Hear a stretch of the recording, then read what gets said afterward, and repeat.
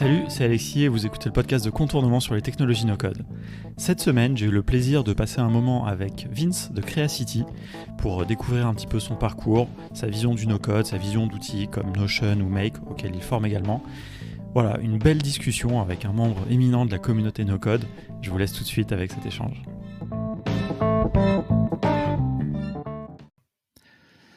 Salut Vince, bienvenue sur le podcast de Contournement.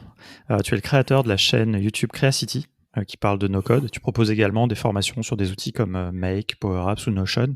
Notion dont tu es un expert certifié d'ailleurs, et un membre très actif de la communauté Notion en français, ainsi que la communauté no-code France évidemment.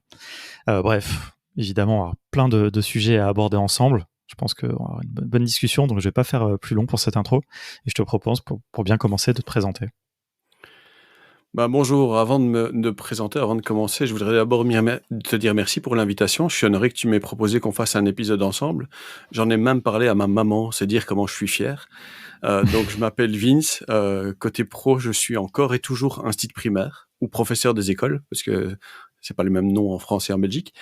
Même si je suis plus tout à fait à temps plein dans l'enseignement, je suis effectivement le créateur de contenu pour Creacity, une chaîne YouTube qui a dépassé 7000 abonnés, puis je propose des formations, de l'accompagnement, etc. Au niveau personnel, j'ai une compagne, Nathalie, et 2 enfants, Arthur et Alex. Je sais que ça t'avait fait bien rire la première fois, tu croyais... Enfin, c'était spécial. Ouais, ça m'avait fait bugger un peu. Ouais, Arthur a 12 ans et Alex 9. Je me sers d'ailleurs toujours de leurs 2 prénoms pour les codes promo sur Creacity. Ça leur fait plaisir quand je leur dis que j'ai vendu grâce à eux. Et puis, comme à l'école des fans, j'ai aussi envie de dire un petit coucou à mon papa et à ma maman qui sont dans le public et qui sont très contents que je sois là. Voilà. Cool. Eh ben, écoute, j'espère qu'ils apprécieront cet épisode. En plus, c'est bien parce que du coup, tu vois, ça va... Alors, j'allais dire, ça va te forcer à faire preuve de pédagogie, mais bon, il se trouve que de toute façon, tu as l'habitude de ça, non seulement par ton métier et puis par ton activité dans le no-code. Mais j'aimerais bien que tu nous en dises un peu plus sur ton parcours, justement, parce que je trouve ça assez intéressant. T'as toujours été prof et t'as toujours eu aussi une activité. Prof. Et t'as toujours eu une activité aussi autour du web, etc., si je dis pas de bêtises. Ouais. Alors, donc j'ai 43 ans. C'est vrai que je l'ai pas dit dans l'intro, mais ça peut être important dans le truc. J'ai 43 ans et donc je suis prof depuis 20 ans. Et en fait, depuis 18 ans, j'ai aussi sur le côté une société. Enfin, j'ai été indépendant, puis je me suis mis en société, ça n'a pas beaucoup d'importance, pour des services informatiques. Parce que on me demandait de faire un site ici, de faire un web, une plateforme d'e-commerce là, etc. Donc voilà, ça m'aidait j'essayais d'aider les gens en leur donnant des outils, et puis je facturais beaucoup moins que les autres parce que j'avais pas toute une grosse structure autour, puis j'avais pas toujours vraiment les notions de combien ça peut coûter de faire ça. Et donc, voilà, j'ai fait ça pendant 16 ans. J'ai créé des applications assez sympas, des trucs qui étaient pas mal, mais surtout pour des intranets. Donc, vraiment pour régler des problèmes dans des sociétés. On avait un problème sur de l'encodage de prestations. Et je créais une application qui permettait de faire ça facilement. Voilà, c'est une époque où le no-code n'existait pas, et donc j'ai fait du Joomla, du PHP, du MySQL, j'ai fait des trucs, voilà. Je me suis souvent amusé à essayer de faire du Ruby et des trucs un peu tordus. J'ai jamais réussi à me mettre au Python, mais il paraît que c'est pas mal, surtout avec des histoires d'expressions régulières. On m'a parlé de quelqu'un qui faisait des trucs là-dessus. Et donc, j'ai eu cette double casquette de prof et de développeur, entre guillemets, pendant tout un temps. Et il y a déjà un moment, je voulais créer une chaîne YouTube, mais je voulais pas faire le prof. Donc, je voulais pas expliquer les choses aux gens. Et donc, la toute première chaîne YouTube que j'ai créée, c'est Woodworking Loud. C'était pour des histoires de bois, parce qu'en fait, je crée les meubles à la maison. Je fais moi-même les meubles à la maison. Et donc, je faisais des vidéos où je montrais ce que je faisais en bois, enfin en meubles, quoi. D'ailleurs, je crois que la chaîne est toujours quelque part sur Internet, sur YouTube. Et puis, j'ai lancé Creacity, qui au départ s'appelait en fait iFilm Live. iFilm Live, au départ, c'était parce que je voulais faire une chaîne plus travel, plus les vidéos de vacances, plus des trucs de ce genre-là. Ah, ok. Puis, ouais. Et puis, iFilm Live est devenu Creacity. Et j'ai gardé le logo et j'ai gardé le truc que j'avais fait pour iFilm Live. Et d'ailleurs, quand je discutais du logo avec les gens ils me disaient, mais à quoi ça sert? Parce qu'on est en train de refaire le logo, on est en train de refaire l'identité. Et les gens me disaient, mais le logo de Creacity, je vois pas ce que ça vient foutre dans l'histoire. Et en fait, si tu te mets dans l'idée que c'était au départ vidéo de travel, vidéo plus sur le fait de filmer, le fait de voilà, eh ben ouais, ça fait sens parce qu'il y a la lentille au milieu, parce qu'il y a les couleurs autour qui étaient les différents types de contenus que je voulais créer, etc. Donc voilà. Et puis il y a eu le confinement. Et pendant le confinement, j'ai lu un livre qui a vraiment littéralement changé le truc. C'est le livre de Michael E. Gerber, de E-Myth Revisited, le mythe de l'entrepreneur revisité, je crois que c'est ça en français. Je lis tout en anglais, Ok. donc voilà. Et ce livre-là, littéralement, a changé ma vision du truc, avec 2-3 vidéos aussi à côté qui disaient il faut faire ce dans quoi on est bon. Et dans quoi est-ce que je suis bon? Bah, je suis un formateur, je suis un prof. Donc je dois faire quoi? Je dois aider les gens à utiliser les outils, à se débrouiller par eux-mêmes, à voler de leurs propres ailes. Et à ce moment-là, bah, j'ai switché Creacity sur le mode no-code, parce que bah, j'ai découvert Notion aussi à ce moment-là. Donc il y a vraiment plein de choses qui se sont mises en même temps. Et le fait que ce soit confinement et qu'on était quand même à la maison, bah, on a fait beaucoup de choses avec les enfants, on a fait beaucoup de choses dans la maison, mais d'un point de vue professionnel, littéralement, pour moi, je peux dire que ça a tout changé. Et je peux comprendre que le confinement et tout ce qui s'est passé à ces moments-là, ça a pu être douloureux pour beaucoup de personnes. Mais moi, littéralement, ça a changé ma vie, mais dans le bon sens, sans doute.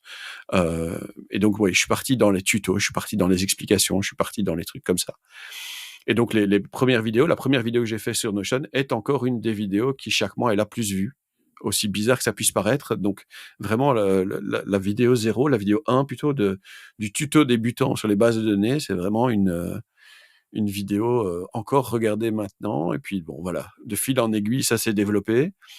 Et puis, par exemple, l'histoire du livre sur Notion que j'ai écrit, pour dire un petit peu comment, quand on laisse le fil de sa pensée évoluer, ce que ça peut donner, c'est que mon fils, mon grand, donc Arthur, fait beaucoup de piscine, puisqu'il est à un certain niveau en piscine, il est pas mauvais, je crois. Et donc, bah, je passe beaucoup de temps à l'entraînement avec lui ou avec Alex à l'entraînement d'athlétisme. Et donc, j'ai beaucoup de temps où je les regarde à leur entraînement, je regarde ce qu'ils font, mais ça laisse quand même mon esprit divaguer, mon esprit partir. Et donc, j'étais parti dans ma tête au départ sur, je vais faire une séquence de 5 newsletters pour démarrer avec Notion. Et puis, j'ai dit, oui, mais 5, non, ça marche pas parce que j'avais les sujets. Donc, j'ai fait 7. Et puis j'ai fait oui, mais j'ai pas, et j'ai fini par écrire un livre de 250 pages au lieu de faire 5 newsletters. Ce qui marque un petit peu aussi le truc du fait que j'aime écrire. Et parce que j'aime écrire aussi, il y a toute une partie du boulot qui devient beaucoup plus simple là-dedans. C'est que faire un livre pour moi, c'est évident. J'avais fait un roman qui a jamais été publié, mais que je me suis auto-édité pour moi tout seul dans mon coin. Qui faisait aussi 450 pages. Donc j'ai toujours aimé écrire. Ce qui est comique d'ailleurs, c'est que mon grand, il adore écrire. Il écrit son propre livre d'agent secret, tout le truc là. Arthur, il écrit tout ça, puis il est en train de le retaper à l'ordinateur maintenant et tout. Donc voilà. Super. On va revenir justement un petit peu sur toutes tes activités liées au no-code. J'avais juste une dernière question par rapport à ton parcours. Comment tu t'es formé à tous ces... Déjà, peut-être, c'est quoi les études que tu as fait et comment tu t'es formé, justement, tu parlais de PHP, de Joomla, de tous ces services. D'ailleurs, je remarque au passage que déjà à l'époque, tu faisais de l'outillage interne et puis tous ces sujets finalement sur lesquels tu es aussi devenu spécialiste sur le no-code et qui nous aussi sont les sujets qui nous intéressent, d'Ops, etc. Donc voilà, mais du coup, ça vient de bien plus loin, quoi. Oui, et la formation, du YouTube intégralement, quasiment. J'ai jamais suivi une formation en ligne, parce que j'ai toujours essayé de répondre à mes propres questions, puis de me débrouiller seul. Puis on avait quand même déjà à ce moment-là des outils qui étaient pas trop dégueux en termes allez, pour détailler un petit peu le code, pour t'aider un petit peu à trouver quel était le lien entre les différentes possibilités. Et donc oui, j'ai dépatouillé tout ça moi-même. Je crois aussi que c'est ce qui permet à la fin de mieux pouvoir l'expliquer, c'est que tu finis pas. Par exemple, j'ai jamais regardé une des formations de contournement, pas parce que c'est pas intéressant, mais parce que j'ai envie de le découvrir moi-même, j'ai envie de le faire moi-même. Et puis après, en plus, si je dois l'expliquer moi-même, aller regarder les formations des autres, c'est parfois un petit peu tendu quand même, je trouve. Mais voilà, donc Ouais, c'est vraiment de l'auto-apprentissage. C'est intéressant d'ailleurs parce que c'est une réalisation que j'ai eue assez récemment, en fait, ce que tu viens de dire, quand on a travaillé sur la formation MEC avec Lilian, où du coup Lilian, qui est maintenant quand même considéré comme quelqu'un d'assez expert sur le sujet de MEC, il a tout appris lui-même, quoi. Il a tout appris lui-même, et du coup, il a une manière d'expliquer les choses que des fois, moi, pour être tout à fait honnête, et je lui ai dit, hein, des fois, je trouvais pas très académique, tu vois, dans une certaine mesure, et parce que moi, je suis développeur à l'origine, et puis Et en fait, je pense qu'il y a pas mal de choses qu'il explique mieux que moi, parce que, comme tu dis, il les a appris lui-même, et donc il se souvient que quand il les a appris, ce qui était compliqué à comprendre, etc. Tu vois, et il se souvient du déclic qu'il a eu, et donc il essaye de partager ça. Et c'est très intéressant, parce que c'est vrai que moi j'ai plus une vision. Moi j'ai appris tout ce que je sais dans la technique, j'ai appris dans mes études, j'ai appris en me formant, etc. Et donc c'est vrai que j'ai une vision un peu plus de, d'abord on apprend, et je suis tout à fait d'accord avec ce que tu dis, ça met un biais, parce que tu vas forcément essayer de réapprendre comme toi tu as appris, par la formation que tu as fait, on va dire, au lieu de, si tu, comme tu dis, tu t'es dépatouillé, tu te souviens du déclic qui t'a fait comprendre, quoi, et donc tu essayes de transmettre ça. C'est des visions un peu différentes, mais je trouve ça assez chouette aussi ce que tu dis. Ouais, et par exemple, un des trucs, moi, que j'ai gardé de mes études, en fait, avant de faire un stit, j'ai fait 2 ans de droit, et dans le cours de droit, j'avais un prof d'histoire du droit, où tout fonctionnait, et tu vas voir que, hein, où tout fonctionnait par 3. C'est-à-dire que le gars, il avait 3 parties. Dans chaque partie, il y avait 3 sections. Et c'est quelque chose que moi, qui m'a, à l'époque en tout cas, qui m'a frappé. Et encore maintenant, en fait, tout fonctionne par 3 dans Creacity. Hmm. Ça sera très fort dans l'identité aussi qu'on est en train de mettre en place. C'est très fort dans les contenus que je crée, etc. Tout va par 3, et le fait de faire, ça vient quand même de ma formation malgré tout, même si c'est pas la formation d'un stit. Et par rapport à Lilian, je crois aussi qu'il a une force peut-être supplémentaire dans l'histoire. C'est il parle comme les gens, ce qui Ouais. peut être intéressant aussi. Et il a aussi tellement de cas d'usage. Donc il a fait tellement de boulot avant de commencer à faire de la formation, que ça le rend forcément plus intéressant. Alors après, il a comme les autres, comme Shubham, comme toi, comme moi, il a son phrasé, il a sa manière d'y aller, sa manière d'expliquer le truc. Et du moment qu'il trouve son public avec ça, voilà. Moi, je sais que j'ai trouvé ça intéressant que Lilian travaille avec toi quand j'ai entendu que ça se faisait. Parce que justement, vous étiez, je pensais, sur 2 personnalités en même temps un peu semblables dans le fait d'aider, de vouloir aider en tout cas, mais aussi quand même dans les approches qui pouvaient être assez différentes. Et Hmm. donc, je dis pas que c'est la terre et le feu, ou le feu et l'eau, mais il y avait quand même quelque chose là qui faisait une vraie différence. Et voilà, je trouvais ça intéressant de voir ce que ça allait donner. J'ai jamais osé regarder la formation Make, parce qu'encore une fois, comme je te dis, si je commence à regarder, ben ouais, il risque d'y avoir des trucs. Ouais, je préfère ne pas, Bah, mais je trouve ça pour intéressant. le coup, en plus, tu risques de pas y apprendre grand-chose, parce que c'est quand même un outil aussi que tu maîtrises bien. Mais oui, Ouais, non, enfin, peut-être. ça encore, tu sais, tu t'apprends toujours forcément une autre manière de dire, une autre manière de faire. Des gens qui font du Oui, Notion, ça c'est vrai, il ouais. y en a des dizaines. Et tu vois, même chez les anglophones, les différents styles de personnes, tu finis toujours quand même par récupérer quelque chose quelque part. Bien sûr, ouais. Non, je voulais dire plus sur Oui, sur le les contenu, ouais. fonctionnalités en tant que tel, le contenu, quoi. Mais ouais, non, c'est hyper intéressant. Bah, on va reparler peut-être un petit peu plus de ces questions de formation. Mais du coup, pour passer un petit peu, pour comprendre un peu plus ton activité actuellement, parce que donc il y a cette partie formation sur laquelle on va revenir, parce que peut-être c'est là aussi on a plus de choses à se dire. Mais moi, j'étais curieux de savoir aussi un petit peu ce que tu faisais en termes d'accompagnement et de prestations. Est-ce que tu fais, par exemple, toujours accompagner, je sais pas, des sociétés pour mettre en place leur espace Notion, ou vraiment en mode presta, ou je sais pas. Enfin, Oui, j'en fais encore. Alors, le problème, c'est que enfin, tu t'en doutes, mais il faut quand même balancer tout le peu de temps que j'ai. Parce que c'est vraiment, prof, ça prend finalement du temps, être prof, malgré tout. Aussi incroyable que ça puisse paraître, et malgré ce que les gens peuvent penser. Et entre mes deux parents sont profs, alors je connais bien tous ces oh, clichés donc je me souviens de la discussion. Et donc, le fait que je sois prof, que j'ai 2 enfants qui font beaucoup de sport, etc., ça m'impose beaucoup d'organisation, mais je fais encore de la presta, surtout sur des projets très différents. Mais j'accompagne les gens pas que dans Notion. En fait, j'ai fait du Notion avec des gens, c'est clair. J'en fais encore de temps en temps, c'est vrai. Mais de l'Airtable, beaucoup. Ici, j'ai encore un gros projet Airtable avec un comptable. Du ClickUp aussi, que je trouve intéressant dans une autre approche. Et puis du Coda aussi avec une personne, ok. parce que Coda, c'est vraiment un truc incroyable. Je sais que Xavier Agapé, lui, il est assez fan de Coda, et a raison d'ailleurs. C'est un truc qui nous parle peut-être plus à nous qui avons fait un peu de code que ce que Notion peut proposer. Mais Coda, c'est très très fort. Ça permet de faire des trucs vraiment indescriptibles. D'ailleurs, dans mon école l'année prochaine, c'est ce qu'on va utiliser pour gérer un petit peu la base de connaissances de l'école, parce que on n'était pas à l'aise avec Teams. je crois que Notion n'aurait pas répondu complètement à ce qu'on voulait faire ou à ce que mes collègues voulaient faire en tout cas. Et donc Coda, c'était le middle ground, le truc un peu entre tous, celui qui permettait d'aller plus loin et de faire le plus pour l'école en tout cas. J'ai envie de profiter justement un petit peu que tu parles de Coda pour faire une petite aparté, parce que en fait c'est un sujet que j'ai jamais vraiment abordé dans le podcast. Enfin, c'est un outil en tout cas que j'ai jamais abordé parce que j'ai jamais trouvé d'expert. Alors il commence à y en avoir, mais tu vois, jamais en France il y a personne qui est vraiment identifié que sur Coda, tu vois. Et puis en plus maintenant je fais moins des épisodes juste autour d'un outil, etc. J'aime mieux, tu vois, parler avec des gens qui font pas mal de choses différentes et puis plus m'intéresser aux gens finalement qu'aux outils. Mais du coup, est-ce que je te propose un petit challenge, on va dire, c'est d'expliquer ce que c'est Coda, peut-être, et en quoi, toi, tu trouves ça intéressant. Je pense que ça rejoindra ce que pas mal de gens trouvent, mais parce que tu vois, c'est un outil. Bah, je te laisse faire et après, je te ferai mon commentaire sur Coda. Ouais, Coda, c'est Notion sur stéroïdes.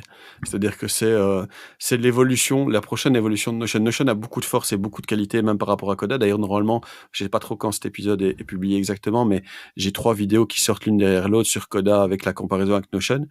Au niveau des boutons, au niveau des formules et au niveau de toute la gestion des pages et des documents. Parce que Notion, pour moi, reste le plus fort dans son domaine et a le plus de potentiel. Ok, donc là-dessus, je ne change pas trop d'avis. Je crois vraiment que Notion, à terme, dans un an, aura comblé pas mal de trous. Mais Coda a une force incroyable parce que c'est vraiment, tu sens que c'est un truc qui a été fait par des développeurs.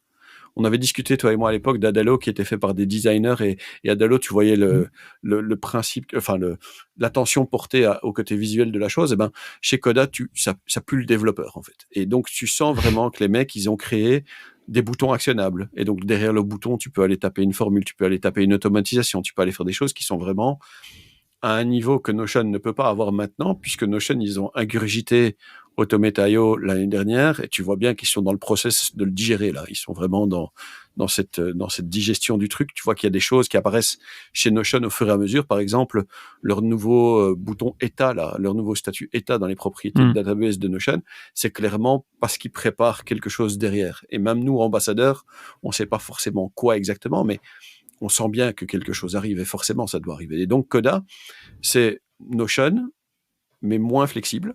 Par exemple, pas possible de transformer un titre en une page dans Coda. Tu pourras pas y arriver, ça ne se fait pas.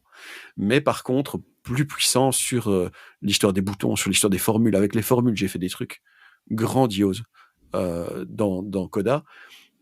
Impossible à faire dans Notion. Comme tu crées des nouvelles lignes dans une database ici, etc., tu quasiment plus besoin de make, par exemple. Tu as aussi un concept important chez eux qui est le pack.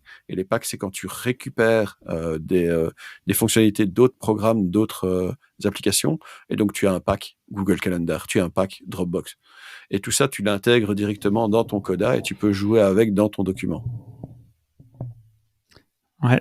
Et tu vois, ce truc de l'interface, moi je trouve que c'est ça qui est vraiment fondamentalement différent. Le fait vraiment d'avoir des boutons, par exemple. Et donc, en fait, dans Coda, je trouve que tu peux construire des petites applications, quoi, vraiment, comme des gens le feraient avec Bubble, etc. Et en fait, pour autant, et du coup, je veux bien des cas d'usage, tu vois. J'arrive pas à trouver vraiment un cas d'usage où je me dis, je vais l'utiliser plutôt que Notion ou Airtable, tu vois. En tout cas, là, dans mon activité de contournement. Et des fois, je me dis, je pourrais le faire avec Coda.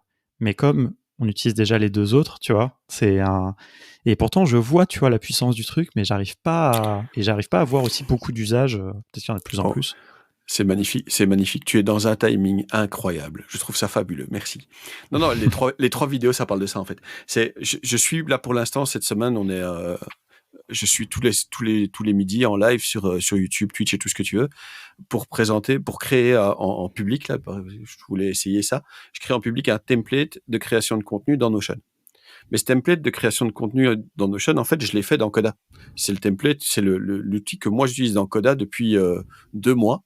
Ça fait 2 mois maintenant que j'utilise Coda pour créer le contenu de Creacity. Pourquoi ?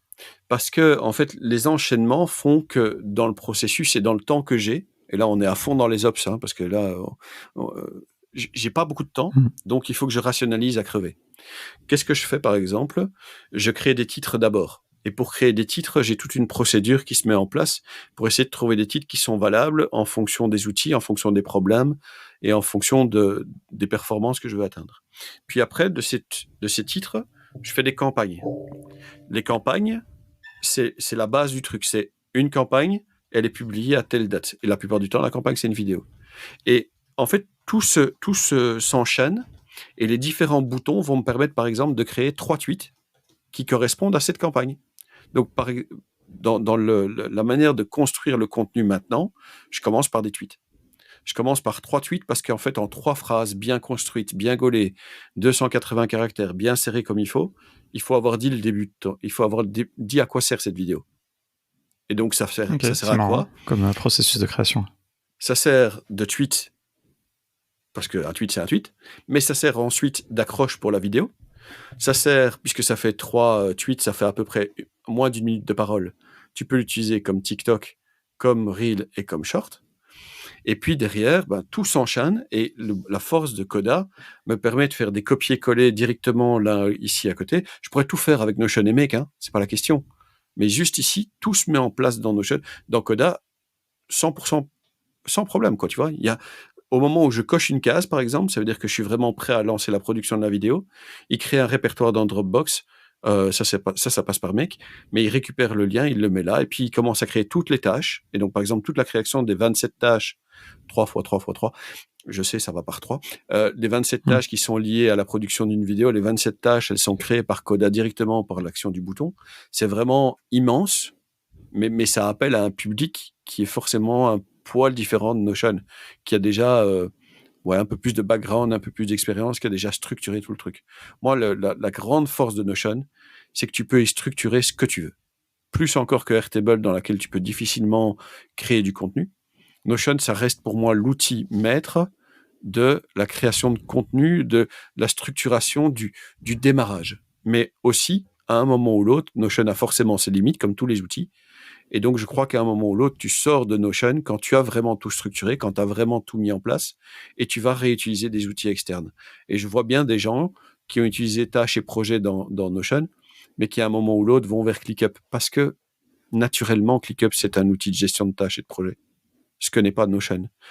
Mais dans ClickUp, par contre, ils ont essayé de mettre des docs et ça reste plus faible que Notion.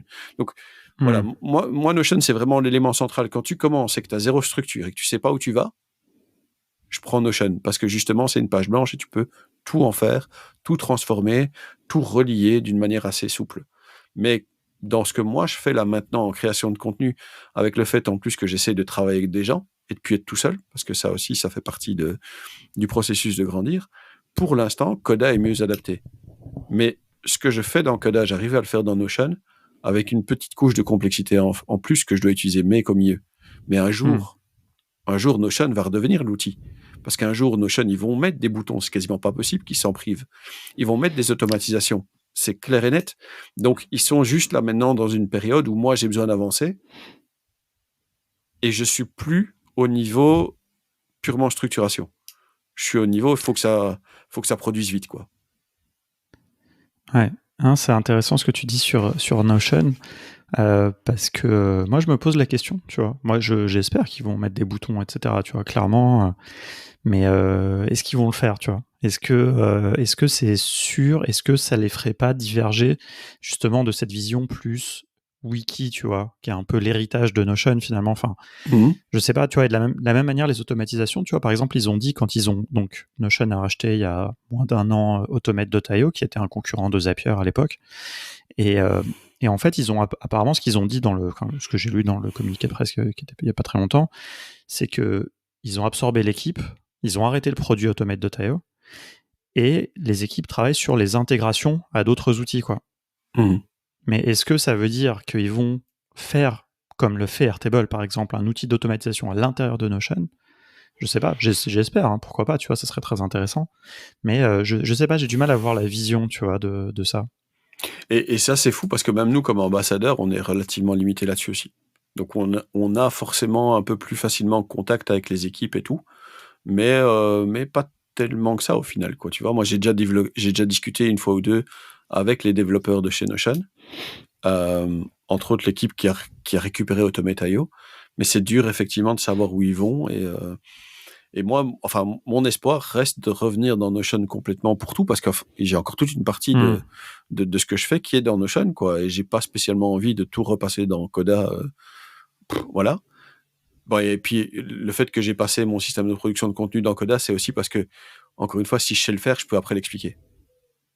Et donc, le bon cas pratique, c'est d'y arriver, c'est de faire le processus jusqu'au bout. C'est pas juste de dire, tiens, on va créer du contenu, et puis je te fais un demi-template qui sert à rien, et au final, quand les gens l'essayent, ils finissent par avoir plus de problèmes que de solutions. Et donc ici, franchement, maintenant, je sais que mon système, il fonctionne. Je sais que là, la dernière vidéo qui est publiée sur la chaîne, là, les 9 cercles du paradis dans Notion, elle a intégralement été faite dans Coda. La demoiselle qui s'occupe des réseaux sociaux a tout récupéré dans Coda. Les liens Canva, Dropbox, tout ça, tout est créé là-dedans. Voilà, je sais que ça fonctionne. Donc, je peux maintenant me dire, OK, je suis prêt à faire les vidéos qui vont avec, parce que je sais que ce que je vais proposer, c'est pas juste un truc, il se pourrait que ça fonctionne bien. Non, non. Je sais que dans un vrai environnement de production, on a vraiment sorti du contenu avec ça. Mais clairement, je préférerais travailler complètement dans Notion, et je suis, enfin, tous mes scripts, tous mes scénarios Make sont là, donc quelque part, je pourrais le faire, et c'est pas comme si j'étais limité par les thunes de me dire il faut que j'arrête de mettre, de faire des scénarios dans Make parce que ça finit par coûter cher. Ça aussi, le modèle économique de Coda est complètement différent de celui de Notion. Dans Coda, tu payes pour la personne qui crée les docs, mais pour les invités, tu payes pas du tout. Dans Notion, dès que tu as 5 invités, ça devient un peu prépayant, même si c'est pas cher, hein, mais voilà. Ouais, c'est vraiment une année, c'est vraiment l'année. Cette année, j'ai vraiment essayé tous les outils possibles et imaginables pour améliorer, pour rendre plus efficace ma création de contenu. Et si maintenant je suis dans Coda, c'est parce que j'ai pas trouvé dans Notion exactement ce que je voulais. Mais je préférerais faire tout dans Notion si tout était possible et si tout était fluide comme je le voulais. Un bête truc, par exemple, j'ai réussi à faire un truc dans Notion qui, à mon avis, n'était pas prévu par les équipes.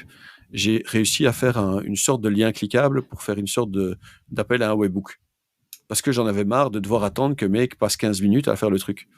Et donc, j'ai trouvé une astuce détournée, mais c'est un hack, quoi, pur et clair, de création d'une forme de lien avec un webhook qui vient de mec. Et ensuite, je rajoute un argument derrière qui est l'ID de la page, et ça me permet de cliquer dessus et que ça déclenche le processus au moment où je clique sur ce lien. C'est dommage d'avoir un truc pareil à faire, ce serait si simple. C'est pas difficile de... Pourquoi est-ce que dans une formule Notion, tu peux pas cliquer sur le lien qui résulte de la formule?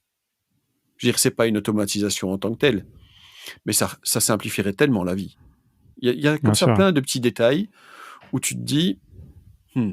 Et tu vois aussi, et ça aussi c'est une faiblesse de Coda, c'est un peu plus lent Coda. Et Notion, ces derniers temps, ça s'est amélioré.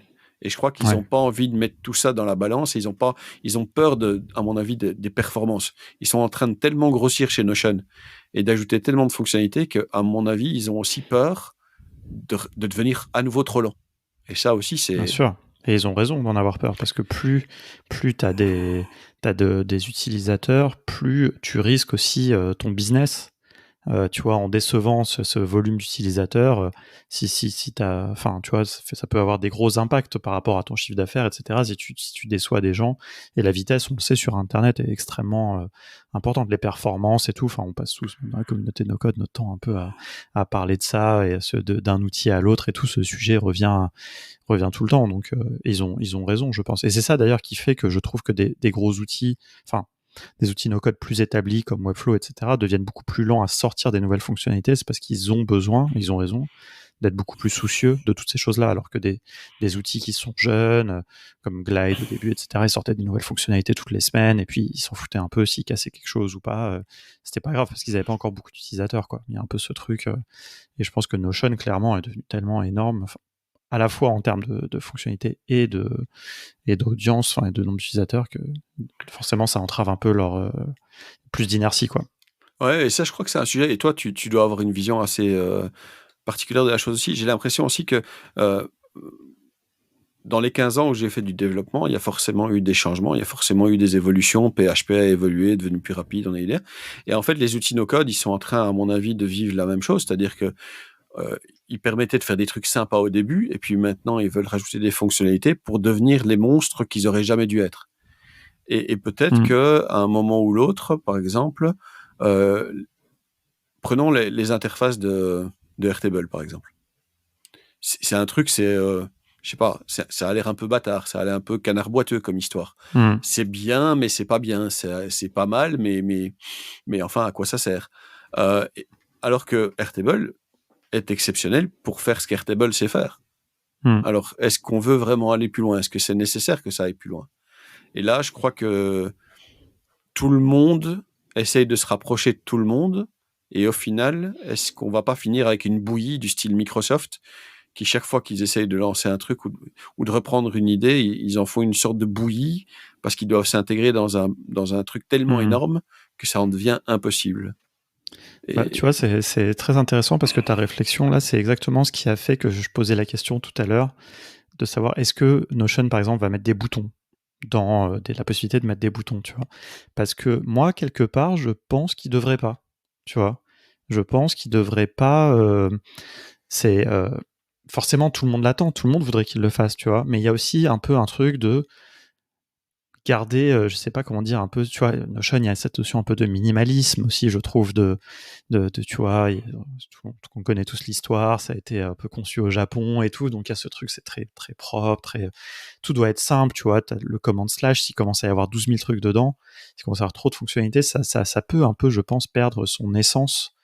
Et à la base, je trouve que moi, Notion, c'est un outil, comme tu dis, extraordinaire de gestion de contenu, de prise de notes, c'est le wiki du futur, quoi. Enfin, et voilà. Et je sais pas. Et tu vois, et pour te dire moi ma vision, par contre, Airtable, je comprends que Airtable, c'est Noam, je le dis tout le temps, hein, qui m'a un peu ouvert les yeux là-dessus. Tu vois, Airtable aille dans la direction de faire un écosystème. Peut-être, j'espère qu'ils le feront mieux que Microsoft et que ce que tu décrivais, tu vois. Mais par contre, Airtable, leur vision, je pense, hein, c'est que tu dois tout faire dans Airtable. Et moi, je trouve que par exemple, ce qu'ils ont fait sur les automatisations dans Airtable, c'est absolument génial, quoi. Moi, en tout cas, j'aime beaucoup et c'est que le début. Autant, alors les interfaces, je suis d'accord avec toi, c'est ni fait ni à faire. Moi, non, on s'en sert pas. On l'a à peine mis dans nos formations parce que je trouve que pour l'instant, ils l'ont fait, à mon avis, pour dire vous inquiétez pas, on va le faire. Ne partez pas tous sur Stacker, etc. Parce que on va le faire un jour. Moi, c'est un peu ça ma Ouais. vision, mais pour l'instant, c'est nul, hein, on est d'accord. Mais tu vois, même ce matin encore, là, on parle, ils ont un petit peu changé l'interface. Ils ont mis plus en avant l'interface graphique du coup, et ils ont un petit peu mis plus en avant les interfaces, les extensions, ils ont changé de nom. Ils se cherchent encore un peu, mais ça se voit qu'ils essayent de faire tout un écosystème. Enfin, en tout cas, c'est mon interprétation et c'est voilà. Ouais, mais tu vois aussi là, bon, on va peut-être aller trop technique dans l'histoire, mais ne fût-ce que les boutons et le script dans Airtable, que tu puisses pas avoir les mêmes fonctions des deux côtés quand tu fais une automatisation dans laquelle tu as un script et quand tu as un bouton et que tu mets un script et que tu as un script derrière, tu as des trucs là qui sont pas possibles des deux côtés. Enfin, même là, tu sens que ils ont été en rajoutés un peu partout et maintenant il va falloir nettoyer tout ça. Donc peut-être que tu as raison, Notion n'a pas intérêt à mettre des boutons, mais et que, par exemple, moi, mon problème à moi serait réglé avec des liens cliquables.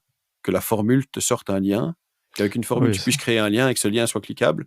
Quelque part, je te dirais bien, ah, ok, ça irait, quoi. Je peux m'en sortir avec ça. Mais, ouais, les automatisations, tous les autres trucs. Ouais, il faut voir. Mais c'est vrai que ça doit rester simple, ça doit rester l'outil minimaliste. C'est effectivement correct. Ouais, il faut voir, faut et voir, faut voir. justement pour rester un petit peu sur Notion, parce que tu as fait une vidéo qui m'a intrigué, j'avoue, j'ai pas eu le temps de regarder. Tu as appelé les 9 cercles du paradis. Ouais. Qu'est-ce que En fait, c'est quoi j'étais parti j'étais en train de lire un bouquin sur les 9 cercles de l'enfer de Dante. Et donc, au plus tu t'enfonces, au plus tu vas dans le vice. Et ici, j'étais reparti dans l'autre sens, c'est-à-dire, qu'est-ce qu'il faudrait faire pour aller vers le paradis? Pas vers l'enfer, mais vers le paradis. Et donc, les 9 cercles du paradis, c'est en 3 morceaux qui sont découpés en 3 sections, parce que 3 et 3 et tout ce que tu veux. Et donc, c'est récolter, traiter et créer. Et donc, dans récolter, je montre 3 outils. Moi, j'utilise Readwise, j'utilise Save2Notion. Et pour le coup, là, je parle de Zapier dans cette partie-là pour récolter. Puis pour traiter, dans Notion, je parle des relations, des agrégations et de ce qu'on peut faire avec Make pour en rajouter une couche. Et puis après, quand on veut créer, je repars sur partager, sur former, et puis sur mon système de déficience à moi, PAC, qui me permet d'aider les gens à bien commencer. Parce qu'en fait, la plupart des gens qui discutent avec moi au niveau Notion, c'est pas leur problème, c'est pas Notion, c'est qu'ils n'ont pas de structure. C'est qu'ils savent pas par où commencer. C'est qu'ils n'ont pas vraiment une base de démarrage. Et on en revient toujours au même concept. C'est qu'on me dit, oui, mais j'ai besoin d'une base de données des clients, j'ai besoin d'une base de données des prospects. Oui, mais non. Essayons d'abstraire un petit peu tout ça. Ça, c'est une des toutes grosses vidéos qu'on prépare pour septembre. C'est la vidéo d'introduction sur les bases de données. Je serais d'ailleurs ravi d'avoir ton avis sur cette vidéo-là, parce que voilà, c'est le genre de domaine dans lequel toi et moi, je pense qu'on est à fond sur l'explication d'un concept très compliqué, mais de la manière la plus simple possible. Et donc, le fait d'abstraire tout ça, c'est ce qui permet aux gens de se débrouiller au début et de comprendre quelle est un peu la philosophie du produit. Et ici, dans Notion, dans Notion ou dans n'importe quoi d'ailleurs, j'ai pas qui me permet de segmenter tout ça et d'aider les gens à démarrer en disant, OK, fais-moi une base de données des personnes. Parce que ce soit ton voisin, que ce soit ton client, que ce soit ton ami, ça reste une personne. Que ce soit l'État, une entreprise, une association, ça reste une entité. Une entité, c'est quoi? C'est un groupement de personnes morales. C'est une personne morale qui regroupe plusieurs personnes physiques. Et puis au-dessus de ça, je mets une galaxie. Et donc, tu vois, dans le niveau d'abstraction, une galaxie, ça peut être un regroupement de personnes qui utilisent le même outil, ou ça peut être des entités et des personnes, ça peut être un regroupement de tout ce qui est à gauche et à droite, mais dans une galaxie. Et quand tu cherches la galaxie Notion, eh ben, tu vas tomber sur Camille, tu vas tomber sur Audrey, tu vas tomber sur Contournement, mais tu vas aussi tomber sur les gens, sur une Red Gregory, par exemple, qui est dans le monde anglophone, qui est sublimissime dans sa façon d'expliquer les trucs. Donc voilà. Et ça, cette manière-là de l'expliquer et de démarrer avec les gens et de leur dire, on va démarrer de la base et puis on va bien catégoriser les différents types de contenus que vous avez, ça aide les gens. Et donc, moi, mon niveau de paradis à moi dans Notion, c'est le template pack que j'utilise avec ceux que j'accompagne. Ok. Ouais, justement, c'était une des questions que je m'étais noté aussi, ce système d'efficience. Est-ce que tu as envie d'expliquer ce que c'est l'efficience? Il y a la différence entre la productivité, l'efficacité et l'efficience. Donc, productif, c'est tu produis un maximum. Efficace, tu fais le plus vite possible, y compris sans penser aux conséquences négatives. Mais l'efficience, c'est un peu la combinaison des deux. C'est-à-dire que tu arrives quand même à faire quelque chose, mais tu arrives à le faire d'une manière raisonnablement éthique, morale, en ayant quand même réfléchi aux conséquences que ça pourrait avoir. Et donc, j'aime beaucoup quand on parle de productivité et d'efficacité, mais quelque part, moi, ce que j'essayerais d'atteindre, ce serait plus l'efficience, même si c'est un mot qui est moins connu. Et par exemple, c'est un processus dans lequel moi, je suis devenu... ça fait 1 an que je suis là-dessus. J'ai jamais rien vendu avant d'avoir 42 ans. Donc, même dans tous les moments où j'étais développeur, etc., ça fonctionnait que par le bouche à oreille. Et j'avais jamais vraiment besoin de discuter mes tarifs ou de commencer à trouver des clients, parce que j'avais mon métier sur le côté et parce que finalement, ça tournait bien comme ça. Mais ici, si je veux vendre des formations et si je veux faire une société, et encore une fois, le livre de Michael D. Gerber, le mythe de l'entrepreneur révisité, si je veux avoir une société, et si je veux donner du boulot à d'autres personnes, et si je veux faire grandir quelque chose et laisser une trace, eh bien, il faut quand même vendre. Bon. Et pour vendre, il y a eu des moments dans les 12 mois qui viennent de passer où j'ai cherché à être plus efficace qu'efficient. Et donc, parfois, et c'est des discussions qu'on a eues, toi et moi aussi, je crois, en bribes en tout cas, sur le fait d'avoir peut-être de temps en temps trop d'attention sur la vente, trop une forme de pression, de dire allez, on y va, et de pousser un peu les gens vers ça. Là où maintenant, effectivement, je reviens encore là-dessus, l'efficience, ce serait plus tu suis le chemin, et si tu suis le chemin, ça va venir. Si tu suis le chemin, si tu fais les bonnes étapes, si tu fais les choses correctement, si tu fais les choses de manière efficace, certes, mais en faisant attention à ce que tu fais et en mettant pas, comment dire, en mettant pas les côtés désagréables de ce que c'est de vendre dans l'équation, eh ben, je vais toujours vendre. C'est pas, la famille ne vit pas de ce que je vends sur Internet, mais je vais obtenir des choses comme ça. Et dans le reste, c'est la même chose. Dans la création de contenu, ce dont on a parlé tout à l'heure, avec le fait de créer des tweets, et puis des tweets, de créer l'accroche de la vidéo, et puis de créer le script qui va avec, c'est aussi une forme d'efficience, c'est-à-dire que j'aime pas les réseaux sociaux, c'est pas mon truc, ça a jamais été spécialement mon truc. J'aime bien Twitter, parce que Twitter, ça va vite, ça m'amuse, mais Facebook, par exemple, ça m'intéresse pas un gramme. Mais si je veux quand même être efficace là-dedans, un tant soit peu, sans faire des trucs, voilà, il faut que je sois efficient plus qu'efficace. Et donc, j'essaye d'utiliser les ressources que j'ai de la manière la plus intéressante possible, sans mettre une pression de dingue, sans que ça devienne un truc qui me flingue la tête. Ça doit rester simple. Et donc, voilà, l'efficience pour moi, c'est ça. Ouais, c'est ça, il y a cette notion d'être efficace en utilisant le moins de ressources possible, quoi. Ouais, Comme c'est tu ça. dis, un peu et ces ressources, ça peut être aussi les ressources, la charge mentale qui est associée. Enfin, il y a après, c'est les ressources et les moyens qui sont mis en œuvre. Ça, c'est chacun, ça dépend du contexte, mais il y a un peu cette idée-là, quoi. Et c'est très intéressant. Et donc, ce système PAC, donc ça consiste dans un template Notion, ce que tu disais, et C'est un autour une template. méthodo, enfin, Ouais, c'est ça. Mais le template, il est dans Notion, mais il peut être dans n'importe où, en fait. Là, c'est la ouais. méthodologie, c'est vraiment le chemin. Le pack, c'est le fait de segmenter le profil, les actions et les contenus, les créations, et d'avoir d'un côté dans le profil, plus la partie wiki, la partie de suivi, la partie stat, la partie vraiment où on est dans le suivi de la société ou de la personne en elle-même. Puis les actions, ça dit bien ce que ça veut dire. Dans les actions, il y a les apprentissages, il y a les projets, et puis il y a une partie plus, comment dire, opération. Et puis dans la création en elle-même, on est parti sur le fait d'avoir des campagnes, on est fait sur le fait de vendre des produits et d'avoir des versions de produits différentes. Ça, c'est un truc qui m'a été apporté par une des personnes que je suivais, c'est que d'après lui, dans PAC, il manquait le versionning. C'est-à-dire que on a bien Ok. un produit, mais ce produit doit évoluer. Comment est-ce qu'on fait pour gérer l'évolution du produit existant par rapport aux produits qui vont exister ou qui n'existent plus d'ailleurs dans le versionning. Et donc tout ça est dans un grand ensemble et ça fait partie des trucs que j'aimerais bien faire peut-être en septembre, octobre. C'est une sorte de build-in public où je vais reconstruire tout mon template, mais en version YouTube, en version live. Et peut-être que ce sera l'occasion pour moi de revenir sur No Code France dans le Twitch du No Code France parce que malheureusement j'ai arrêté parce que à un moment ou l'autre j'ai eu un moment où je m'en sortais effectivement plus au milieu de tout ça. C'est ce qui a déclenché, entre autres, le fait de refondre le système et de changer le système de production. C'est que, en mars, avril, j'étais complètement Ouais. cuit.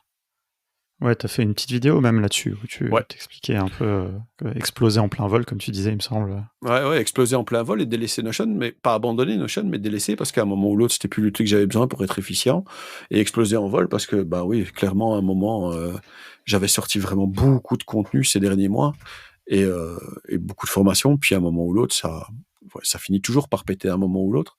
Et puis surtout, je crois que c'est plus encore, c'est le fait que je me suis rendu compte que je faisais un peu n'importe quoi pour vendre qui m'a dérangé et qu'il a fallu se recentrer. Et là, par exemple, le fait que je sois en vacances scolaires me relaisse plus de temps pour rediscuter identité, pour refondre le truc, pour revenir aux fondamentaux. Et voilà, ça reste quand même la base. Je suis prof. Et je suis prof. Je suis pas vendeur. Je suis pas. C'est très bien d'être vendeur. Hein. Je veux dire, mon plus jeune là, Alex, je crois qu'il pourra vendre des lunettes à un aveugle un jour. Il a ça en lui. C'est cool. Mais d'un autre côté, tu peux pas vendre n'importe quoi, n'importe comment à n'importe qui. Et donc, c'est des moments comme ça où il faut se recentrer, revenir vers, OK, c'est quoi le cœur du business? C'est quoi le cœur de ce que je fais? Parce que sinon, effectivement, on peut se permettre de faire n'importe quoi. Et là, on est peut-être efficace, mais c'est pas bien pour le karma. Ouais, mais tu vois, après, c'est intéressant parce que tu vois, c'est une fine ligne. C'est intéressant, c'est justement tu vois, ce fait que tu as un job, un vrai job qui te permet de vivre, et puis tu as une passion à côté, mais enfin, des passions, on va dire, des activités, enfin, où j'ai l'impression en tout cas que tu trouves une certaine passion, Oui, mais bien où sûr. néanmoins tu souhaites les vivre, entre guillemets, ces passions aussi comme un business, tu vois, c'est ce que tu dis. Mais c'en est un. Et donc, Le, un business, il faut aussi un peu vendre, quoi, tu vois. Et c'est ça, de mais fait. parce que je te dis ça, parce que c'est un truc que moi j'ai vécu, où j'ai fait des projets par le passé où j'espérais en faire un business, mais j'étais tellement passionné, on était tellement passionné par ce qu'on faisait, que on voulait jamais vendre, et en fait, à un moment, tu vois, de toute façon, ça n'a pas marché. Et puis en fait, après, plus tard, je me suis dit, en fait, c'est soit il faut choisir, soit on fait un loisir, Ça, c'est tout à fait acceptable. Et à ce moment-là, on se prend vraiment zéro pression de. Soit, si on veut faire un business, il faut se mettre un petit peu quand même. Enfin, moi, je sais qu'en tout cas, j'ai besoin de me mettre un petit peu coup de pied au cul des fois pour se dire bon bah, ce qu'on fait aussi, il faut quand même que ça soit rentable, rationnel économiquement, etc. quoi. Exactement. Et encore une fois, les enfants, enfin, moi, il y a beaucoup de choses qui dépendent de mes enfants dans toutes ces histoires, hein. Mais mes enfants à la maison, ils ont 2 profs, Nathalie et moi. On a tous les 2 aussi une association, on fait des stages pour les enfants pendant les vacances. C'est, en Belgique, ça s'appelle association sans but lucratif. Vous, c'est loi 1901, 1911, j'oublie chaque fois, mais c'est une association. Donc le but d'une association, c'est pas de gagner de l'argent, c'est de faire fonctionner, de rendre un service, à la population. Et puis après, ils ont moi qui ai une société. Et si je veux leur montrer aux gamins ce que c'est d'avoir une société, si un jour ils doivent choisir c'est quoi une société, s'ils veulent en faire une, s'ils veulent se lancer là-dedans, eh ben, quelque part, il faut que je respecte aussi les règles. Et dans les règles d'une entreprise, une entreprise, ça doit gagner des sous. Et donc, sur le côté éthique de la chose, par contre, je dois faire mieux. Je peux faire mieux. Je veux faire mieux. Mais sur le côté, il faut que ça vende, oui. Même si effectivement j'ai mon salaire à côté, même si la famille vit pas de ça, parce qu'en plus Nathalie travaille aussi, elle participe activement à tout ça, mais, euh, mais ça doit quand même rester une société. Et une société, c'est fait, comme dans le livre, encore une fois, hein, c'est fait pour donner du travail aux autres. Et ça, c'est quelque chose sur lequel ça fait 6 mois que Mm. je recrute, je cherche, etc. Il y a de plus en plus de personnes autour de moi maintenant pour créer le contenu et pour le produire et pour le promouvoir. Une des personnes les plus incroyables dans cette histoire, c'est Lucille, qui s'occupe des montages. Depuis qu'elle fait les montages, ben, les vidéos sont beaucoup moins ennuyantes qu'avant. Parce que bon, effectivement, moi je suis un prof et donc et en plus je scripte mes vidéos, donc il y a eu des moments où c'est peut-être moins vivant. Je crois que ça va mieux maintenant ces derniers temps. Je suis un peu plus dans le groove et voilà, ça coule un peu mieux. Mais c'est vrai que Lucille rend les vidéos plus agréables. Et maintenant, il y a aussi des personnes autour de moi pour l'écriture, pour le design, pour le graphisme. Et on met beaucoup de choses en place pour septembre-octobre. Et voilà, c'est ça une entreprise. Une entreprise, c'est si tu fais tout toi-même, t'as pas une entreprise, t'as juste un job. Et moi, je veux une entreprise. Et ça, c'est Mm. un truc que j'ai pas compris pendant des années. Et donc, ouais, au fur Prendre et à à mesure comme déléguer, ça. ce genre de choses, c'est pas évident. Ouais. Oui, et puis mettre des guidelines en place pour que tout le monde sache ben, on va où. Et encore une fois, l'histoire dans Coda, c'est que tout le monde sait où on va, tout le monde sait où aller choper l'information, tout le monde sait le flux de l'information et des tâches, etc. Donc, ouais, au fur et à mesure, ouais, c'est mieux. Et je me rends compte que même comme ça, je continue à vendre des formations et je continue à vendre de l'accompagnement, mais, euh, mais mieux. Je veux dire, de manière plus agréable, avec un meilleur karma pour moi aussi, je crois. Ça, c'est très important. Il y a un sujet qu'on n'a pas abordé encore, c'est Power Apps. Parce que tu fais aussi du contenu et une formation, si je dis pas de bêtises, dessus. Ouais. Et alors, j'ai fait un épisode dédié avec Elliot, qui est de Microsoft, donc on en a un peu parlé, mais moi j'ai envie d'avoir un petit peu ta vision plus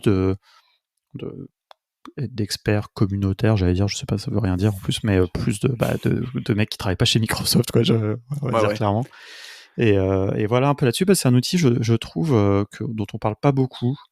Bon, il y a pas mal de stigmates associés à Microsoft, mais voilà, j'ai envie de dire, voilà, pourquoi toi tu as envie d'aller là-dessus Des stigmates en plus qui, même ici dans le cas de Power Up, sont relativement injustifiés, hein. Alors, la raison pour Oui. laquelle moi je me suis intéressé à Power Up, c'est tout simplement parce que j'évolue beaucoup dans le monde scolaire. J'aide pas mal d'autres écoles, à part la mienne. Et donc, on a dans une école d'une certaine taille, on a à peu près les mêmes besoins qu'une entreprise. Je reviens sur mon histoire de prestation dont je parlais tantôt. Les gens qui surveillent dans les écoles à certaines heures. Chez nous, par exemple, le mercredi après-midi, il y a congé à l'école. Donc, il y a des gens qui surveillent. C'est pas des profs qui surveillent, c'est des gens qui font des prestations. Il faut qu'on tienne un compte de leurs prestations et que, à un moment ou l'autre, on les paye, ces gens. Eh ben, les écoles qui sont beaucoup ici autour de moi dans le monde Microsoft, parce que c'est gratuit au départ, parce que les licences académiques, en tout cas du premier niveau, sont gratuites, et qu'avec le confinement, il y a des écoles qui se sont jetées dedans parce qu'il n'y avait rien d'autre et ils ont dû inventer un truc comme ça en une fois, se sont retrouvés dans un environnement où derrière, quand on leur explique que quand même, il y a moyen de se simplifier la vie au lieu de faire des feuilles Excel, des trucs à la main qu'il faut recopier, des machins, des trucs, ils t'accueillent les bras ouverts et tu peux leur montrer des choses qui deviennent intéressantes. Et donc, cette histoire de prestation, par exemple, c'est clairement une des applications que je donne dans plusieurs écoles. Et ça permet à ces gens-là d'aller beaucoup plus vite. Alors, Power Apps, c'est quoi exactement? C'est un créateur d'applications. C'est un outil pour créer des applications, mais ça reste à l'intérieur même de l'environnement Microsoft. Et ça fait une grosse différence avec des outils comme Draftbeat, WeWeb, Bubble, tout ce qu'on veut. C'est que Power Apps, tu crées une application, limite sans code ou avec peu de code, mais elle reste dans ton environnement Microsoft à toi, dans ce qu'ils appellent un tenant. Et donc, ceux qui sont dans ce tenant, ceux qui sont dans cette organisation, qui ont le même nom de domaine, une adresse mail liée à ça, peuvent avoir accès à l'application. Et on peut faire beaucoup de choses avec ça. Ici, le simple outil de reporting dont je parle, ma foi, on peut le créer en 10 minutes, parce que tu prends une liste SharePoint qui ressemble un tout petit peu à ce que tu pourrais avoir dans Airtable, donc c'est des lignes et des colonnes, auxquelles tu donnes un type, et puis en haut de SharePoint, tu as carrément un petit bouton pour te dire « Faire une Power Apps ». Et quand tu appuies là-dessus, en fait, tu te retrouves avec une application fonctionnelle. On te propose directement un écran d'accueil, un écran pour créer des données, un écran pour les voir. Donc, tu as un CRUD, donc CRUD, create, read, update, delete, créer, lire, mettre à jour et effacer. Tu as ces fonctionnalités-là directement dans ta Power Apps qui est créée automatiquement. Après, tu peux créer ta Power Apps à partir de rien, tu peux créer ta Power Apps de plein de manières différentes, mais Power Apps, c'est pas mal. Mais ça reste du monde Microsoft, ça reste parfois lourd, ça reste parfois un peu compliqué. Il y a des trucs où tu te dis, mais pourquoi ils ont fait ça comme ça? Et effectivement, ça vient du fait que c'est un mastodonte, ça vient du fait que derrière, il y a une machinerie énorme à faire tourner. Mais tu vois bien que la Power Platform, c'est l'essai de Microsoft pour rentrer dans un truc qui ressemble à du no-code. Power Automate, c'est notre Make, c'est notre Zapier. Ça permet de faire des automatisations. Power Apps permet de créer des applications. On a Power BI qui est surtout là pour faire du reporting. BI, c'est Business Intelligence. C'est pour faire du reporting et voir un petit peu où en sont les données de la société, etc. Et puis, ils ont deux trucs qui sont vraiment intéressants là dans un futur proche. Ils ont Power Pages, qui serait un équivalent de site web. On dirait qu'on pourrait faire un Webflow avec ça, on va dire, pour trouver des équivalences lointaines, à mon avis quand même, mais bon, admettons. Et Loop, qui serait leur Notion. Ce qui fait toujours peur avec Microsoft, c'est qu'ils ont toujours des bonnes idées et qu'après, c'est compliqué. Mais voilà, Teams, c'est un outil incroyable, mais personne n'a envie d'utiliser Teams, quoi. Mais pourtant, ça pourrait être un énorme outil. Mais personne n'a envie d'utiliser parce que c'est lourd, parce que ça n'a pas l'air intuitif, parce que c'est un peu austère. Moi, Teams, tu vois, c'est un des outils qui m'a un peu réconcilié avec Microsoft. Enfin, on va dire que ma réconciliation avec Microsoft, tu vois, date plus quand même de tous les efforts qu'ils ont fait pour plus supporter l'open source, etc. Qui sont des vrais efforts. Hein. Je pense que beaucoup de gens pensent qu'ils étaient juste là pour s'acheter une conscience, mais moi je crois pas, tu vois. Enfin, non, ce qu'ils ont fait avec GitHub, aller très loin. Hein. Ouais, ce qu'ils ont fait avec GitHub et ce qu'ils ont fait même avec Minecraft. Pour ceux que ça intéresse, Minecraft for Education, c'est un vrai programme pour ceux qui veulent aider les gamins à apprendre à coder. Il y a des trucs incroyables là-dedans. Donc, ouais, je crois qu'il y a une vraie conscience. Depuis que Nadella est là aussi, il y a eu aussi un shift de vision. Et tu vois, en termes d'outillage, c'est vrai que Teams, franchement, j'ai été un peu contraint de l'utiliser dans une mission il y a quelques années, et franchement, j'ai trouvé ça très correct, très intéressant en fait même, comme outil de gestion de projet un peu transverse, et avec à l'intérieur évidemment les fonctionnalités de communication, etc. qu'on connaît, mais enfin, franchement, tu vois, et la notion de plateforme, je la trouve intéressante. Enfin, en fait, on va dire que surtout, tu vois, ce que tu disais dans la Power Platform, qu'il y a un Zapier, il y a un app builder, etc. Et ce que je trouve intéressant, c'est qu'en fait, ça veut dire qu'il y a, je crois que Microsoft, ils ont à peu près 1 milliard d'utilisateurs, un truc comme ça. Donc, c'est-à-dire potentiellement presque 1 milliard de personnes qui pourraient faire du no-code sans avoir quasiment à débourser un centime, quoi. Enfin, la société paye, tu vois, mais les gens qui ont accès... Dans le milieu scolaire, c'est vraiment gratuit. Hein. Dans le milieu scolaire, c'est vraiment gratuit. Le A1 est gratuit. Tu peux pas installer Word, Excel, etc., mais à la limite, t'en as pas besoin. Je veux dire, tu peux créer tous tes documents en ligne et tout. Donc vraiment, là aussi, on finit toujours par me dire, oui, mais c'est vraiment gratuit. Oui. C'est vraiment gratuit et tu peux faire Il y a beaucoup de choses. Ouais. Ça, je trouve ça très intéressant. Après, les gens ne le font pas et c'est dommage, mais... En tout cas, au niveau académique, c'est possible. Au niveau entreprise, évidemment, il n'y a pas de solution complètement gratuite, mais au niveau académique, je ne vois pas une école qui a aucun avantage à essayer d'utiliser... C'est pour ça que, tu vois, quand je parlais d'1 milliard, c'est vraiment de leurs clients installés, quoi. C'est-à-dire, c'est des gens qui, de toute façon, payent Microsoft pour utiliser Excel, etc. Et en fait, tu vois, quelque part, ces gens-là, ils pourraient, dès aujourd'hui, dans toutes les PME qu'on connaît, etc., qui fonctionnent un peu comme à la préhistoire, pourraient déjà faire des automatisations, quoi. Tu vois, parce que en fait, ils ont potentiellement accès à Power Automate, par exemple. Et Power Automate, tu vois, Xavier avait fait une démo pour la communauté. Je trouve que c'est un outil très correct, quoi. Franchement, je veux dire, c'est assez relativement simple d'utilisation. C'est un outil qui est ouvert, quand même, qui a des intégrations pas que aux outils Microsoft. Et pour moi, tout ça, c'est des agréables surprises, quoi. Même Teams est très ouvert en réalité. Tu peux intégrer vraiment beaucoup de choses avec Teams. Et moi, dans les outils profs que j'utilise, un truc par exemple que j'utilise beaucoup avec mes enfants, moi utilise ici à la maison aussi, c'est Quizlet. Quizlet, c'est un outil flashcards, donc ça aide à la mémorisation, ça aide à s'entraîner à mémoriser. Vraiment un outil incroyable. Mais voilà, c'est intégré complètement, etc. Donc, il y a vraiment beaucoup de choses qui sont très, très fortes dans ce que Microsoft fait. Mais il y a toujours cette couche de peinture. C'est toujours un peu le bordel. Ça paraît toujours un peu compliqué, un peu austère. Je sais pas, c'est bizarre, mais t'as pas envie d'y aller. Mais quand tu y es, finalement, tu te dis, c'est pas si mal. Ouais, non, mais parce que je pense que... Alors après, c'est sûr, je veux pas faire un portrait trop angélique. Il y a, comme tu dis, il y a plein de choses qui sont vraiment effectivement lourdes, etc. Mais je pense qu'il y a aussi une partie un peu psychologique, tu vois. Mais moi, le premier, c'est-à-dire, j'ai pas envie d'y aller juste parce que j'ai pas envie d'y aller, quoi. C'est même avant même d'avoir vu, quoi, finalement. J'avais un peu ce truc-là, quoi. Ouais, je dirais quand même que ceux qui sont dans l'environnement Microsoft aujourd'hui, parce qu'ils y sont obligés, ils y sont forcés, parce que choix d'entreprise, ils pourraient être plus mal lotis que ça. Ça pourrait être vachement plus ennuyant que ça. Je veux dire, on revient 10 ans en arrière, ce serait autre chose quand même. Ce serait plus douloureux, je crois.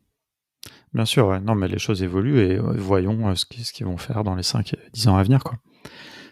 Non, mais écoute, c'était très intéressant. J'avais une question, alors là je reprends un peu, du coup on arrive un petit peu sur la fin, mais je reprends un peu mes questions dans le désordre, des choses qu'on n'a pas abordées. J'avais une question évidemment, c'était pourquoi tu fais tout par 3 ? Parce que je me souviens que dès la première fois où on a parlé ensemble, il y a peut-être déjà 2 ans, tu faisais une série de 3 vidéos avec la communauté, mais bon ça tu as répondu déjà tout à l'heure. Ouais, et puis il y a une base neurosciences à ça, donc il y a une vraie base, là c'est à nouveau le prof qui remet sa casquette. On dit que dans la mémoire rapide, dans la mémoire de travail, tu as 3, 5, 7 items grand max, selon les personnes. Et comme on fait des vidéos et comme on fait des explications avec des adultes qui ont autre chose en tête, qui ont plein de trucs qui sont parfois pires que des enfants, 3 items, c'est souvent c'est souvent nécessaire, suffisant, et à ne pas dépasser. Franchement, j'ai appris ça quand j'étais à l'université, mais derrière, après, en neurosciences, il y a pas mal de choses qui vont dire qu'effectivement, 3, c'est pas mal. 5, c'est bien aussi. 7, c'est limite le maximum, quoi. Au-delà de 7, les gens retiennent plus rien. Ok, ouais, c'est un bon moyen aussi de se mettre un cadre. Tu vois, je trouve que moi, ce que j'aime bien avec le côté un peu systématique, un peu de cette règle de se dire on fait un peu tout par 3, ça te met aussi un guide. Tu te poses moins de questions sur certains trucs. Ok, si je veux faire une série de vidéos, la série, on aura 3, quoi. 3 ou 6, ou enfin. Et même dans l'autre sens, en fait, ça force aussi à se casser la tête. Mais le fait de se casser la tête fait justement que ton explication, normalement, est meilleure. Dans le sens où, parce que tu as dû te limiter, tu as trouvé des nouveaux moyens pour pouvoir être clair quand même, malgré tout, en ayant limité le nombre de mots, etc. Ce qui, de mon point de vue, comme je suis quelqu'un qui parle trop, ça aide aussi. Tu vois, ça m'aide à me cadrer et à ne pas me laisser partir trop loin. Ok, ouais, c'est intéressant comme manière de fonctionner. C'est un tout petit peu de branding aussi. Pour être très clair. Oui, non, c'est aussi un truc où à un moment ou l'autre, tu es reconnaissable. Ah ouais, c'est le mec qui va par 3 là. C'est comme un mot que j'utilise souvent, j'utilise souvent quand je suis en formation et puis on finit par... parce que par exemple, je forme les apprenants d'Allegria à MEC, par exemple. Et je sais pas combien de fois je dis croustillant sur les journées. On va faire quelque chose d'un peu plus croustillant. Et à la fin, finalement, c'est eux qui reviennent vers moi avec leur truc de recette où ils ont mis des trucs croustillants dedans, quoi. Donc voilà, Ok, ça fait partie un peu du marrant. branding et des tics vocaux qu'on a et qui font qu'on est finalement reconnaissable. Bien sûr, et ça, en tant que formateur, je trouve que c'est hyper important. Enfin, nous, c'est ce qu'on dit souvent, tu vois, enfin, on en a déjà même parlé ensemble. Il y a plein de formations. Moi, je pense qu'il y a autant de formateurs qu'il y a d'étudiants, quoi, Ouais, potentiellement. C'est-à-dire que tout le monde doit trouver le formateur qui nous convient bien et la manière de parler, et notamment même ces tics de langage, tout ça fait qu'on adhère ou pas, en fait, finalement. Alors, évidemment, après, il y a la pédagogie et tout, mais même juste la manière de parler, tu le disais tout à l'heure, même sur le Lilian et tout. Je pense qu'il y a des gens qui adhèrent à fond et puis des gens aussi qui vont pas du tout adhérer, quoi. Enfin, ouais, on pour sait moi ou bien, pour par exemple, toi.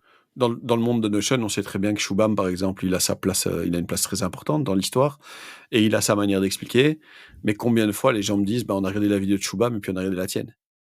Et au final, on a eu 2 renseignements parfois, semblables, mais pas les mêmes, de manière présentés de manière différente, présentés voilà. Et donc oui, effectivement, mais ça, il y a le fait qu'on est forcément concurrents tous les uns un peu par rapport aux autres, Hmm. par la force des choses, par Ouais, le fait que on est effectivement des entreprises. Mais tant qu'à avoir de la concurrence, je préfère avoir de la concurrence avec toi et avec ta vision et avec la manière de faire les choses, qu'avec d'autres formateurs qui pourraient être vachement plus agressifs ou qui pourraient avoir des attitudes ou des techniques commerciales beaucoup plus désagréables. On a de la chance de pas avoir vraiment ça dans le monde no code. Moi, tous les gens à qui je parle, pour c'est des l'instant. gens corrects. Ouais, mais ouais, et J'espère il que ça faut. restera, hein, mais des fois je suis un peu pessimiste, mais oui, oui, tu as raison de le souligner.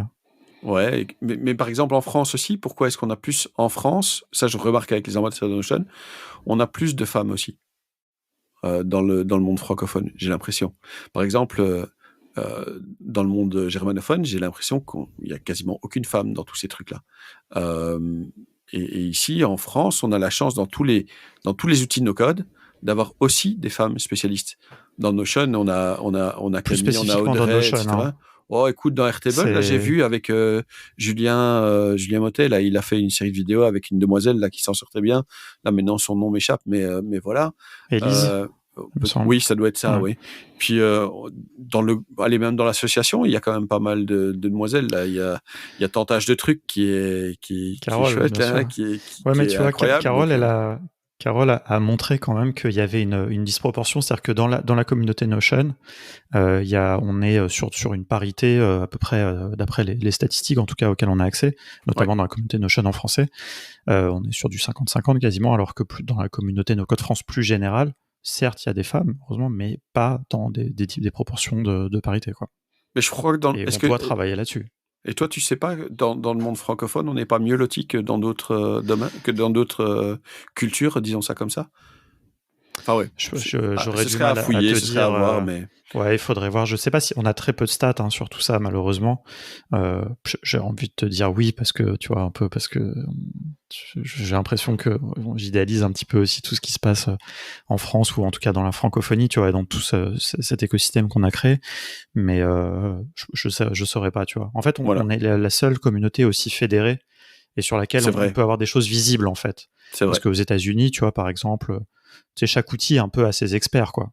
Ouais. Et par exemple, sur Bubble, bah, c'est une femme, Gabi, par exemple, qui est un des plus grands experts. Bon, tu vois, il y a Tara Reid qui est assez connue. Je sais pas trop, tu vois, on est un peu biaisé aussi forcément dans notre vision. Mm. Mais en tout cas, ce qui est sûr, c'est qu'il y a toujours des progrès à faire, à mon avis, sur ces questions-là, quoi. Alors moi, Mais je on rêve part pas de rien. de. Moi, je travaille quasiment qu'avec des femmes tout le temps, puisque à l'école, c'est un milieu qui est plus féminin que masculin. Et dans les gens que je recrute ici pour travailler autour de moi dans Creacity, j'ai quasiment que des profils féminins. Euh, Pas par choix, mais parce que finalement, dans la vision, dans la manière de présenter les choses, dans la manière de faire les choses, je trouve plus de répondants du côté féminin que du côté masculin. Du côté masculin, on va t'envoyer une offre avec je vais te faire 6 newsletters pour 1000 balles. Oui, mais c'est pas ça qui m'intéresse. Tandis que j'ai l'impression, moi en tout cas, que du côté féminin, il y a voilà. Je préfère travailler avec des dames pour l'instant. Elles correspondent plus à ce que je fais et à la manière de voir le truc. Mais bon, moi je suis toujours maintenant, je suis à fond en recherche. Vous avez été longtemps aussi, vous, une compagnie de deux, là, hein, une company of two. Et puis Bon, maintenant, ça on l'est bouge un petit toujours peu. plus ou moins. Ouais. Ouais. Et moi, justement, c'est l'inverse. J'étais tout seul, donc maintenant, je veux absolument essayer de trouver des gens pour travailler autour de moi, pour plus être tout seul dans le truc. Et donc, ouais, c'est pour ça, par exemple, que cette semaine, j'arrête pas de dire aux gens, si vous avez une idée de vidéo, si vous voulez faire un truc, allez, venez, on va essayer de réfléchir, on va essayer de créer un truc ensemble, que ce soit pour vous ou pour Creacity, que vous vouliez être devant la caméra ou pas, etc. Donc, c'est vraiment maintenant, je suis à un moment où je me dis, OK, je peux passer maintenant. Je peux laisser les autres le faire. J'ai ma place. Donc maintenant, je peux former les autres à prendre cette place-là aussi, à devenir eux-mêmes formateurs.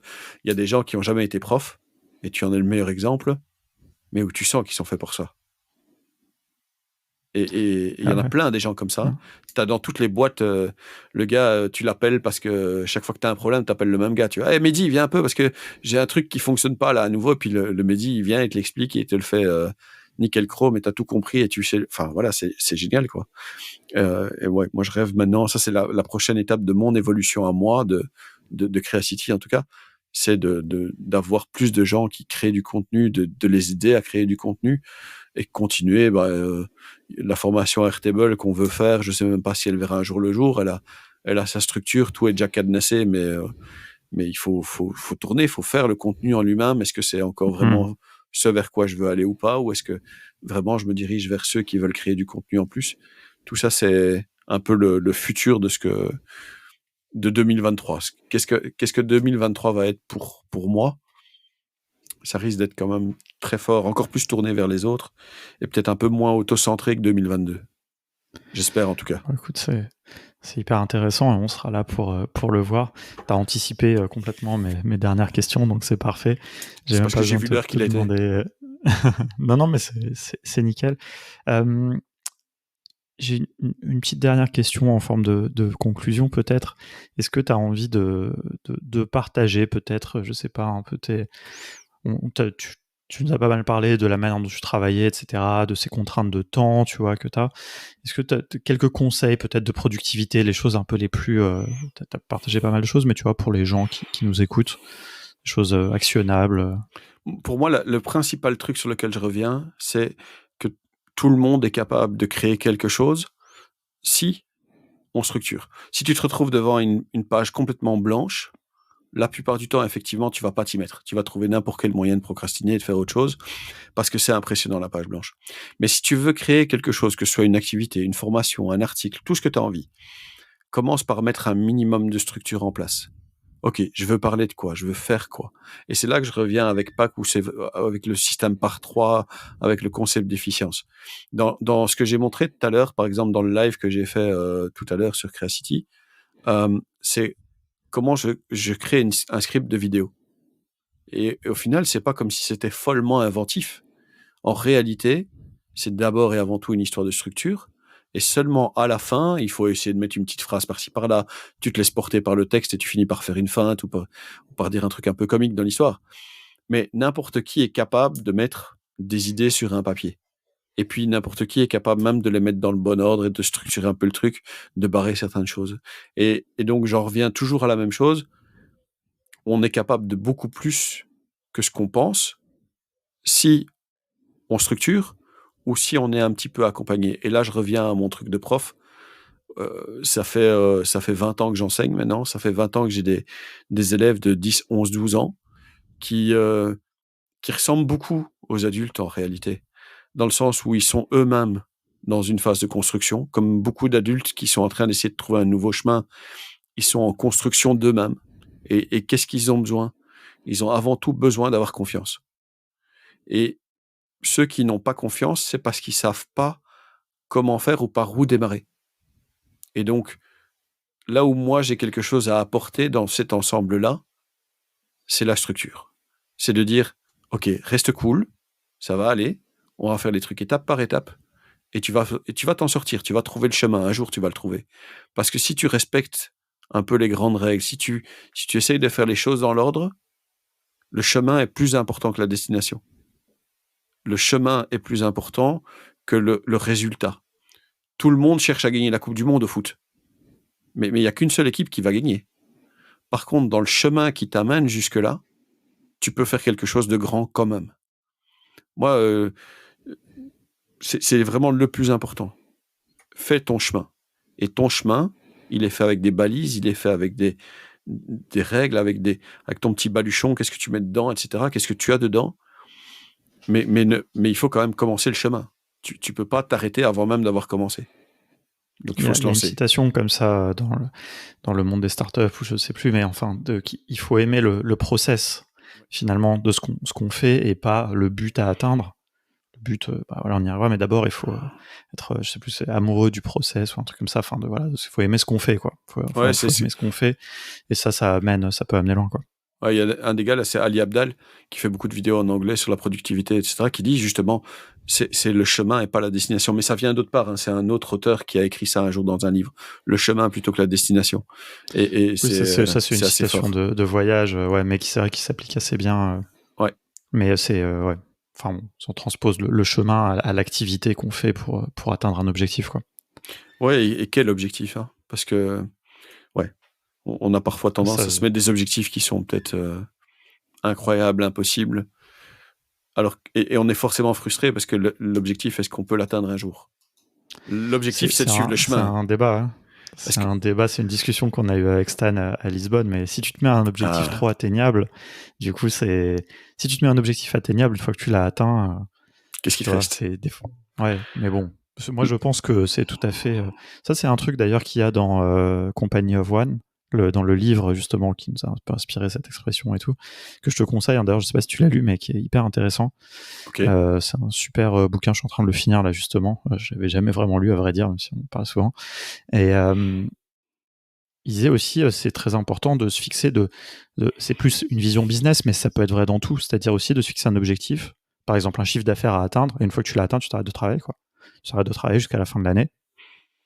Et c'est ça, comme ça, t'es pas obligé de cette course à la croissance qu'on essaye de nous vendre.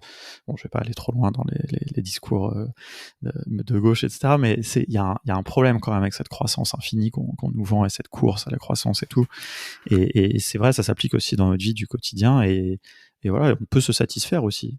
Parce que tu vois, moi, ce truc de quand tu as une entreprise, tu te dis, bah, je dois toujours grandir, quoi. Je dois toujours un peu grandir, toujours recruter des nouvelles personnes. Et en fait, moi, c'est un truc dont j'ai pas envie. Et c'est pour ça que fondamentalement, même si on est 2 associés, même si on a recruté une personne, etc., on est une compagnie of one parce qu'on a ce truc de se dire, bah, il y a un moment, on peut s'arrêter, quoi. On veut arriver à un certain endroit, que ça tourne comme ça, mais il n'y a pas besoin de toujours grossir et d'être toujours plus gros et d'être les plus gros, etc., quoi.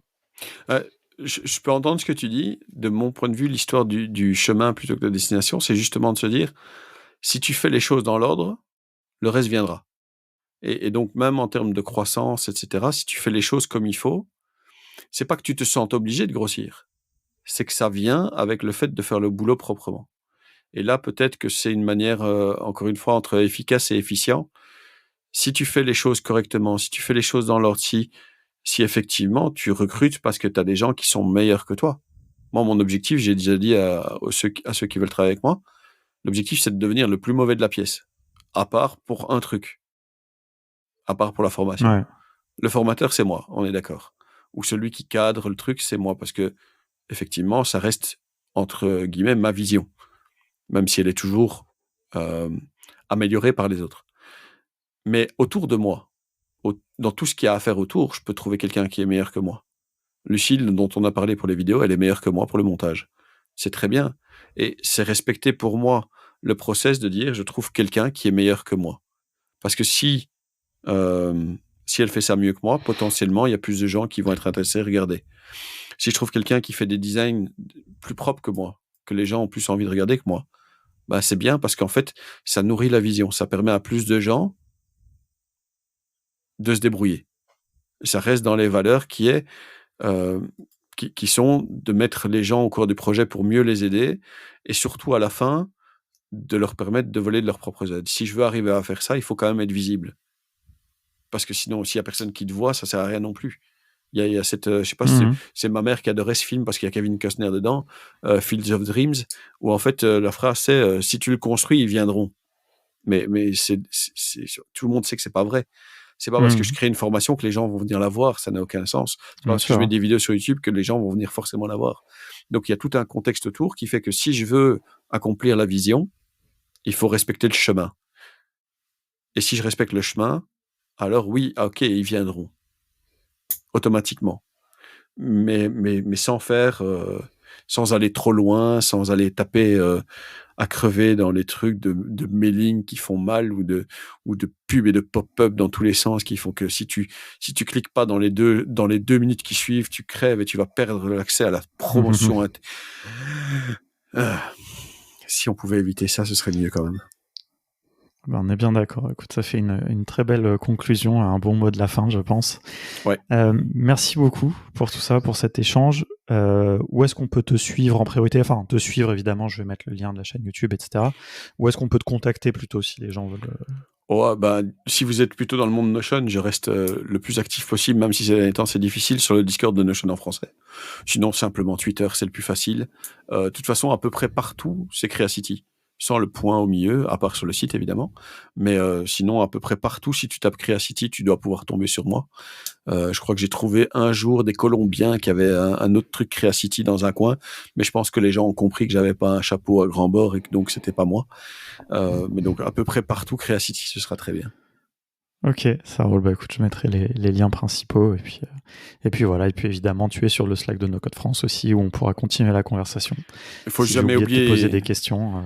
Ouais, il faut jamais oublier de me mentionner, parce que c'est vrai que comme j'essaye de gérer mon temps, si on me mentionne pas, donc si on fait pas le petit @Creacity derrière, ça peut m'arriver de passer à côté d'un truc. Donc ça, c'est même plus important que savoir où me contacter, c'est peut-être savoir comment me contacter. C'est que la mention, c'est sans doute le truc ultime pour espérer une réponse. Parce que parfois, c'est vrai que ça peut être compliqué de ce côté-là. Je te mentionnerai quand je posterai l'épisode, du coup, la semaine prochaine. C'est merveilleux. Merci beaucoup à toi. À bientôt. Merci à toi. À bientôt. Salut.